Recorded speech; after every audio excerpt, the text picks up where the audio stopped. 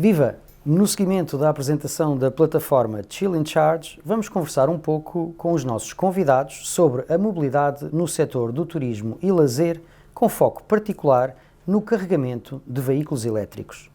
Temos connosco Cristina Cisa Vieira, Vice-Presidente Executiva da Associação de Hotelaria de Portugal, Carla Pinto, Diretora Executiva da Associação Portuguesa de Centros Comerciais e Luís Pinho, Country Director da Elexia Portugal. Obrigado por estarem connosco. Obrigado, é um prazer. Obrigada. Luís, comece por si. O que é a plataforma Chill in Charge? Bem, antes de mais, obrigado por estarem aqui connosco e assistirem a este lançamento.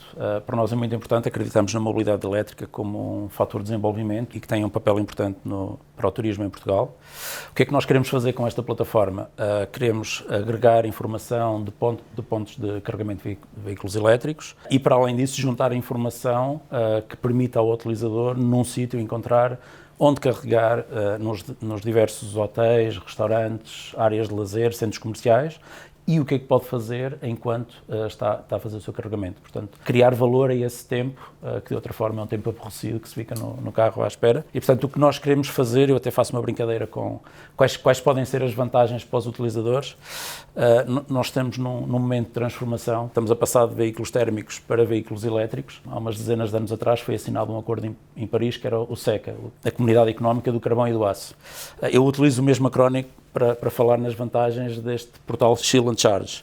Conveniência, experiência, confiança e agilidade. É o que nós queremos fazer com este portal, é ajudar os turistas, é ajudar quem viaja no país a ter acesso à informação e num sítio ter informação que lhe permita ter uma melhor otimização do seu tempo.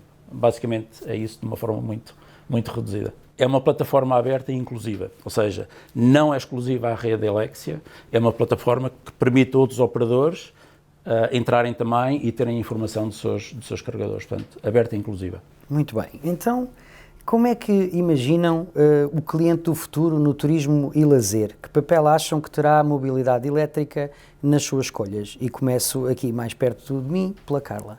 Olá, bom dia, muito obrigada pelo convite para estar hoje aqui. O cliente do futuro vai ser um cliente muito mais exigente, muito mais informado, muito mais digital, conectado, também muito mais consciente ambientalmente, muito mais preocupado com essas questões e, naturalmente, nós temos que ter aqui respostas para estas necessidades, para estas especificidades deste cliente. É também um cliente mais imprevisível. Mas aquilo que certamente aquilo que temos como certeza é que é um cliente que quer mais alta tecnologia ao seu dispor. E, portanto, aqui a questão do carregamento, o carregamento rápido, a mobilidade elétrica em cada infraestrutura é fundamental, quer para os utilizadores do dia-a-dia, quer para, naturalmente, os turistas nacionais e internacionais que nos visitam. Há dados que comprovam esta necessidade de alargar, por exemplo, a rede. No ano passado, as vendas de novas viaturas elétricas cresceu substancialmente, as novas vendas cresceram 20%. Sem considerar os híbridos, só novas vendas de elétricos. Portanto, isto mostra-nos que nós temos que adaptar a nossa oferta nos centros comerciais, que é o setor que represento hoje aqui. Nós temos tido essa preocupação, o setor tem no seu ADN a sustentabilidade, nós temos já 92% dos operadores com práticas de gestão sustentáveis, mas temos consciência que a rede de carregamento, a rede que permite esta mobilidade elétrica, que também é muito fomentada por nós, tem que ser alargada. E tem que ser alargada não apenas nas nossas infraestruturas, mas na via pública, nos lugares mais recônditos de Portugal, porque efetivamente há aqui uma capilaridade que é fundamental, porque só conseguimos uma transição para a mobilidade elétrica se conseguirmos ter respostas de carregamento em todo o país e em todas as localidades. Muito bem, Cristina, qual é a sua perspectiva relativamente a isto? Imagino que haja também diferenças relativamente ao cliente empresarial que viaja em negócios ou o turista. Bom dia, muito obrigada pelo convite. Olá, Carla, olá, Luís. Já foi muito dito, não é? Achei muito feliz esta expressão do Luís, aproveitando a velhinha mãe da União Europeia, e primeiro da CEE, não é? A SECA, e jogar com o acrónimo é também aquilo que efetivamente também se vai verificar no cliente do futuro. É claramente um cliente mais informado, que vai procurar, neste caso, conveniência, sustentabilidade e autenticidade nos nossos destinos, nos nossos hotéis, no tipo de comércio que temos, continuarmos a ser em Portugal exquisite, mas obviamente também a acompanhar o que são tendências de negócio. E é aqui que eu quero também focar. A sustentabilidade mudou, e sabemos que assim é, da forma como é vista, não como um objetivo em si mesma, mas como um pilar essencial para a afirmação de um negócio. Se a Carla dizia que os centros comerciais têm no seu ADN a sustentabilidade, imaginem no turismo, que é a nossa matéria-prima, não é? Sem planeta, sem o nosso turismo de lazer, o nosso turismo de negócios, o nosso turismo de natureza, o nosso turismo de aventura, o nosso turismo gastronómico, então não sobrevive. E, portanto, mais do que ADN, é aquilo com o qual trabalhamos. Portanto, por um lado, vamos ter, com certeza, um cliente mais informado, um cliente que vai procurar, de facto, a par da sustentabilidade e da autenticidade, conveniência. E por isso também, na perspectiva daquilo que a hotelaria vai ter que oferecer, e não vou antecipar, já muito foi dito, naturalmente, esta questão a Carla apontou isto, portanto, o crescimento da venda de veículos elétricos, que também se tornarão cada vez mais eficientes, mais económicos, mais a substituir, assim, como o carvão e o aço, a diminuir por razões económicas e não só razões sustentáveis, o hotel que de facto não ofereça quase como um must-have, como temos o Wi-Fi gratuito, não é? Se bem se lembram, no início era um bruxedo. E agora, de facto, o Wi-Fi, que não nos passa pela cabeça que o Wi-Fi não esteja disponível para todos. Eu creio que, com alta probabilidade, vai ser efetivamente um must-have e, tendencialmente, gratuito ou, pelo menos, incluído, é outra forma simpática que nós fazemos, na estada, não é? Tal como temos o pequeno almoço incluído, como etc. Vamos ajustar o preço para poder oferecer ao cliente estes amenities, digamos assim, que vão ser essenciais. E, portanto, por um lado, negócio para o hotel, porque vai também poder, obviamente, recuperar parte do investimento e do consumo, e, por outro, um must-have, porque senão perde esse cliente que seja cliente, não há diferença aí, ou seja, o cliente família que se desloca em carro próprio tenderá a que o veículo também seja elétrico, o cliente negócios ou se desloca táxi, Uber, etc., depois de vir do aeroporto, ou também em carro próprio, e as empresas naturalmente também tenderão por aí. Portanto, eu não creio que haja grande diferença apenas neste sentido. Se deslocam de automóvel, o automóvel será tendencialmente um automóvel elétrico, portanto a necessidade, quer em hotéis resort, quer em hotéis cidade, com desafios diferentes, e depois já lá vamos, será a mesma. Muito bem. Luís, ainda sobre esta questão do cliente do futuro, naturalmente o valor do serviço prestado vai continuar a ser relevante, se calhar chamarmos-lhe só preço é um bocadinho redutor, porque há muitos outros fatores importantes de conveniência, de segurança, de garantia. Como é que a Alexia vai no fundo sustentar este back-office também do Chill and Charge, garantindo que os seus clientes terão aqui uma relação entre o serviço e o valor competitiva? Bem, será seguramente um desafio ao qual nos entregamos primeiro de braços abertos. Naturalmente começamos com a nossa própria rede e já temos uma capilaridade interessante de norte a sul do país, mas vemos que ainda há muito mais carregadores na faixa litoral do que na faixa interior, e a nossa aposta neste setor do turismo e do lazer permite ser também uma alavanca para desafiar outros operadores, não só a Alexia, a olharem para o interior como uma oportunidade. E era o que dizia a Carla há um bocadinho, é ter a segurança que um turista ou alguém que viaja no país, seja alguém nacional ou internacional, consegue ir para o interior com a segurança que tem uma rede de carregamento. E, portanto, o que nós queremos fazer é incentivar outros players, outros operadores, a integrarem a nossa rede e verem esta rede como uma alavanca, como um desafio a todos para olharem não só para a faixa litoral, onde está a grande parte das viaturas, mas para alimentarmos um bocadinho a vontade de ir para o interior. Esse é o nosso desafio, integrar a informação que temos da nossa rede, mas convidar outros players a fazerem parte da rede. Muito bem. Então agora, para a Carla, eu gostava que me explicasse só um bocadinho mais, eu acho que já foi abordado, mas o papel que os centros comerciais podem ter na rede da mobilidade elétrica e ao mesmo tempo também que nos ajudasse a refletir que barreiras, quer financeiras, técnicas ou também culturais, existem para a adoção destes serviços da mobilidade elétrica nos centros comerciais. Bem, os centros comerciais são hubs incontornáveis para esta área da mobilidade elétrica, porque é onde as pessoas gostam de estar. Nós temos mais de 1,5 milhão de visitas por dia e, efetivamente, parece-me que são players fundamentais para alargar esta questão. E ter à disposição dos clientes também esta resposta, nós temos uma resposta multifacetada. Nós temos desde hospitais, dentro de centros comerciais, lazer, cultura, restauração, também temos lojas, é verdade, mas de facto nós temos aqui uma oferta multifacetada e os centros comerciais têm naturalmente que dar também aqui mais um serviço extra, que é este serviço de carregamento, até por aquilo que abordei há pouco, do aumento significativo dos veículos elétricos, mas é algo que também acaba por enriquecer a experiência do cliente. Queremos garantir que o nosso cliente tenha a melhor experiência possível. Nós somos destinos, portanto, enquanto destinos, queremos garantir que efetivamente temos aqui uma resposta adequada para os nossos clientes. Hoje em dia, os centros comerciais muitas vezes são as novas praças centrais das cidades.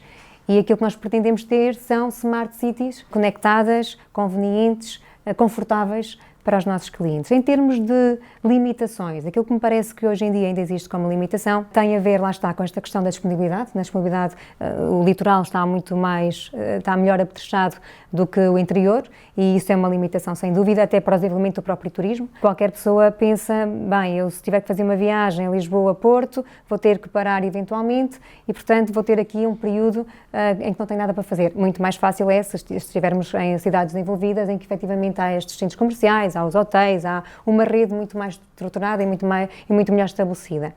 Depois temos também a capacidade dos próprios veículos elétricos, que hoje em dia ainda é uma limitação.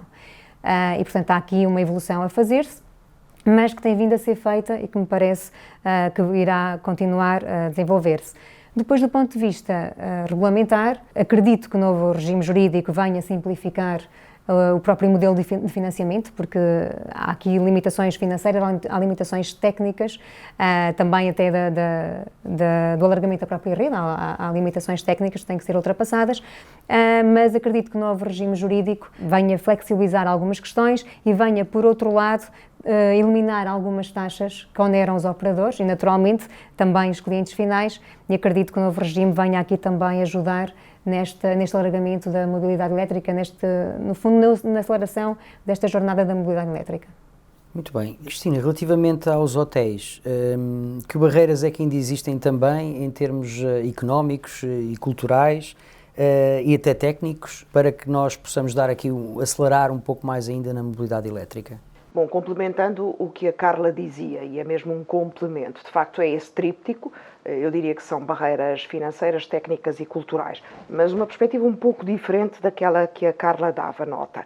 Por um lado, barreiras financeiras, porque realmente o investimento inicial é um investimento importante e ainda não está assumido realmente, convenientemente, o retorno, enquanto tempo e pouco claro, digamos assim. Portanto, eu diria que esta questão desta primeira barreira financeira tem que ser provado que efetivamente há este retorno e em quanto tempo, etc. O que também dá oportunidades a outros providers. Ao nível que a Carla também já apontou e que agora me perguntou das barreiras técnicas, há as que vinham sendo ditas anteriormente, designadamente relativamente aos postos de abastecimento públicos, mas de facto também na oferta existente nos hotéis, as infraestruturas elétricas, por um lado, e o espaço físico limitado em alguns edifícios é também uma limitação técnica e incontornável. Atenção, portanto, não é só a questão dos poucos postos de abastecimento, estamos em zonas históricas de reabilitação de edificado, com umas infraestruturas em que é complexo. Então, por exemplo, pensem em Lisboa, cada cadela a sua minhoca, não é? Cada vez que se abre um roço qualquer, apanha-se um vestígio fenício, celta, romano, por aí afora. Portanto, é complexo do ponto de vista técnico. E, finalmente, complementando também o que já foi dito, em termos de barreiras culturais, eu acrescentava uma outra, que é, efetivamente, eu acho que ainda não há o suficiente sensibilidade ou knowledge na hotelaria, no sentido de perceber, há um bocadinho um mito, não há ainda procura suficiente, diz-se, e sem perceber que efetivamente ela está a crescer e já é, por si mesmo, sustentável para o investimento. Portanto, esta barreira cultural. Deixa ver se efetivamente isto vai ser negócio ou não. Também não querem antecipar o investimento. Portanto, estes 3 pilares são realmente os comuns, as barreiras mais evidentes, não é? Muito bem. Luís, em que medida é que as alterações do modelo de carregamento de veículos elétricos, deixando de ter uma entidade centralizadora e dando mais autonomia e potenciando o papel dos operadores de pontos de carregamento, impactam o desenvolvimento destes serviços? Bem, o novo regime jurídico veio baralhar um pouco as contas.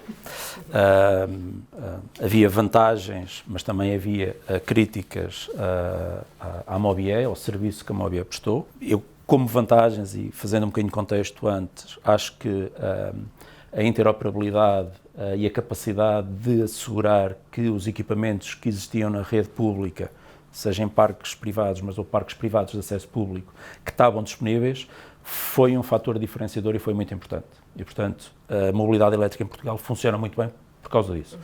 Há críticas, havia pouca flexibilidade, etc.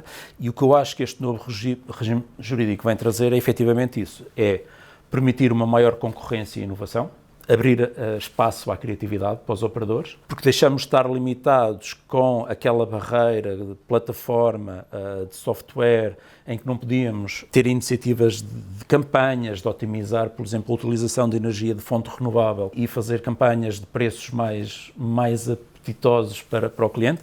Isso não era possível fazer com a plataforma Mobié, portanto, agora que cada operador vai criar a sua própria rede e vai ter alguma flexibilidade, vai abrir porta à criatividade. E, portanto, vão aparecer muitas coisas que nós já imaginamos, algumas que eu imagino e gostava muito que fizéssemos e outras que ainda nem sequer imaginamos, mas esta concorrência e inovação acho que é um fator muito importante.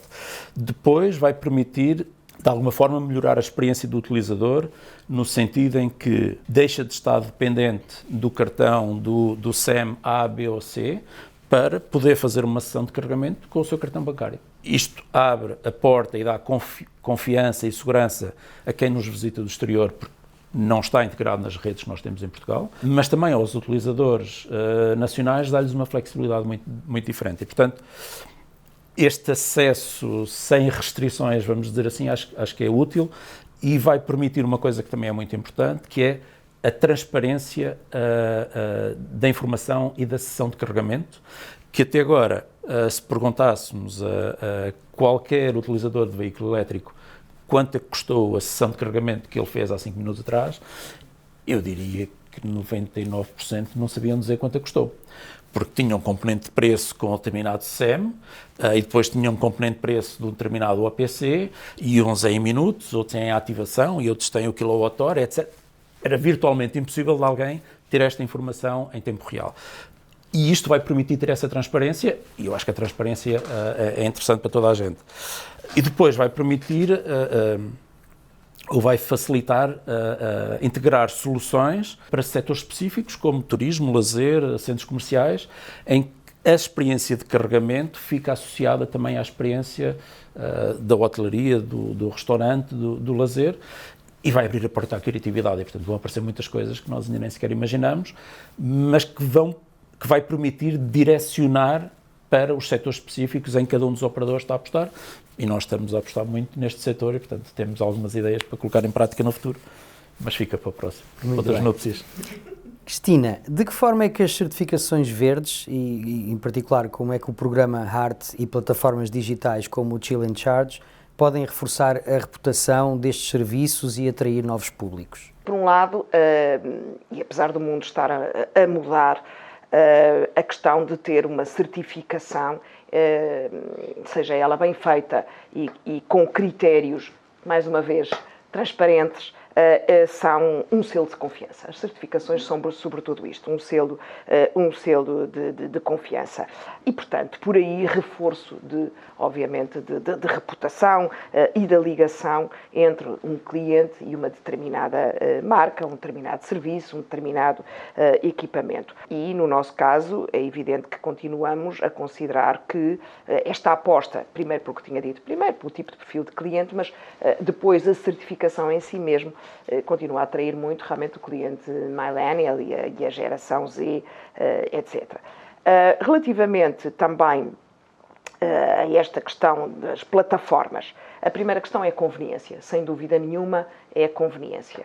E depois nós trabalhamos, eu acho que a hotelaria é early adopter, não é dos primeiros e que mais criativos nas plataformas, mas sabemos, começamos porque temos naturalmente as plataformas em linha, Booking, etc. E, portanto, é com eles que trabalhamos e cada vez mais, permitam-me também este parênteses, quando se diz que a hotelaria ou o turismo é trabalhadores pouco qualificados, servir à mesa ou fazer camas, primeiro todos os trabalhos são qualificados. Servir à mesa e fazer camas é um trabalho, ou estar em lojas é um trabalho que exige qualificação específica, mas mais do que isso, por exemplo, esta questão de trabalhar no digital, ou em revenue management, ou em tendências, ou em nutricionistas, etc., a hotelaria tem um tipo de emprego muito qualificado. E esta questão de trabalhar nas plataformas digitais e saber a linguagem do cliente, de facto, faz também esta aproximação entre a marca e o cliente, reforça a credibilidade, permite esta questão da acessibilidade que o Luís falava há pouco. Portanto,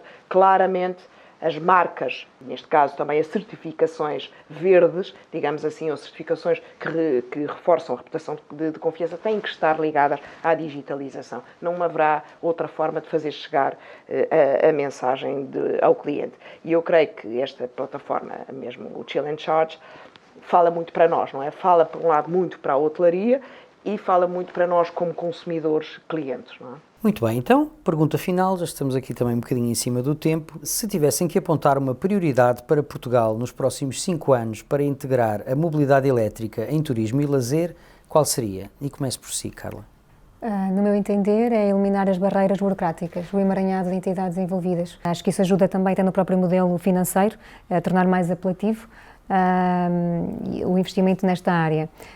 Depois, como fui referindo ao longo aqui da nossa conversa, a capilaridade, ou seja, é fundamental que, com o aumento de vendas, é fundamental termos garantia de que eu vou à guarda, vou freixo espada à cinta e tenho um carregador disponível. Portanto, eu acho que o grande desafio acaba por ser este, de garantir que existe disponibilidade para podermos investir ainda mais em veículos elétricos e, naturalmente, os centros comerciais terão aqui o seu papel e estão disponíveis para colaborar nesta transformação. Como eu disse há pouco, são hubs multifacetados e que têm naturalmente aqui um papel e acredito que o caminho se faz caminhando e que iremos, pouco e pouco, garantir uma mobilidade elétrica a nível nacional com resposta para todas as necessidades de quem nos visita e daqueles que cá vivem. Cristina, para além da burocracia, da redução de burocracia e da capilaridade, estamos todos de acordo, o que é que acrescentaria mais aqui no nosso plano de 5 anos? Ora bem, já que a Carla deu 2, eu também vou dar 2, não é só uma prioridade. A primeira é reforçando também o que diz, e já falámos muito nisto, ou seja, por um lado, criar uma rede de carregamento integrada, fiável e acessível. E, de facto, ainda não está feito a esta questão mais técnica e, de facto, acessível, integrada, fiável. Isto implica, por um lado, parcerias até dentro do próprio setor privado, lá está, centros comerciais com hotelaria, por exemplo, e parcerias público-privadas também, no bom sentido. E a segunda prioridade é, de facto, a digitalização. Portanto, incentivos à criação de plataformas digitais com informação fidedigna para o cliente saber exatamente e mapear onde é que pode, quais são os tempos de carregamento, quais são os custos associados e, de facto, quem são os operadores que estão a trabalhar em linha para lhe permitir um melhor serviço. Estes dois, ainda falta a infraestrutura técnica e depois incentivar também, atenção aos incentivos financeiros, aquilo que eu dizia, ultrapassar barreiras financeiras significa também ter instrumentos que são uma orientação do setor público também para um investimento correto e deste lado também das plataformas que possam integrar toda a informação para serem acessíveis ao cliente. Luís, o que é que podemos ainda acrescentar? Eu também vou usar duas. A capilaridade vai acontecer apenas e só se houver mecanismos que assegurem que o investimento que é feito pelos operadores tem retorno, e acho que é fundamental haver parcerias com municípios e com operadores turísticos, porque são as partes interessadas e, portanto, esta trindade do operador da mobilidade elétrica com os municípios e com os operadores turísticos, principalmente nas zonas mais interior do país, é fundamental para assegurar que há uma rede que não é só nacional, que é regional e que é inclusiva. Esse é um fator complementar ao que disseram. O segundo, cultura e formação. Nós temos um turismo que tem crescido muito em Portugal, felizmente, que tem um contributo cada vez mais importante para a nossa economia nacional. Passamos de escolher um hotel a saber se tinha rede de internet sem fios para ver se o hotel tem mobilidade elétrica. O que é importante é que os operadores turísticos percebam quais são as vantagens e como é que funciona a mobilidade elétrica para poderem também ser um elo de ligação com o utilizador final. E esta formação, certificação, não sei exatamente qual é que é o tópico, acho que é fundamental para fecharmos o ciclo e para que toda a gente se sinta envolvida. E acho que é um ponto que nós sentimos enquanto operadores e eu enquanto utilizador, se for um hotel e perguntar que o carregador não está a funcionar, o que é que eu tenho que fazer, eles não sabem, não é a atividade deles e, portanto, acho que aí há algumas coisas a fazer e eu acho que era importante. Posso acrescentar só um ponto, precisamente por isso que o Luís dizia da parceria municípios, hotéis ou operadores. É porque realmente não pode pensar-se que em todos os hotéis, não é? Estamos num boutique hotel com 12 quartos, numa zona casco histórico, onde de facto ainda é possível aceder, porque estamos na periferia da zona mais nobre e classificada, mas não é possível ter um carregador elétrico. E, portanto, o que é importante é que o cliente que vai para esse hotel não deixe de ir porque não tem posto de abastecimento na zona. É como o estacionamento.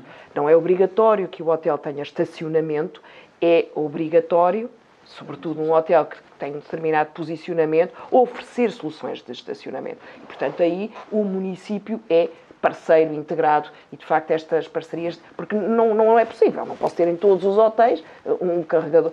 Muitas vezes não é mesmo possível, não é economicamente viável e há soluções que cumprem muito melhor essa solução, essa necessidade, digamos assim. Muito obrigado a todos, foi uma conversa muito interessante da minha perspectiva e espero que quem nos vê também considere assim. Está dado o ponto de partida e a apresentação da plataforma Chill & Charge, agora é viajar e aproveitar e nós voltamos em breve com mais conversas sobre mobilidade elétrica e sustentabilidade. Obrigado.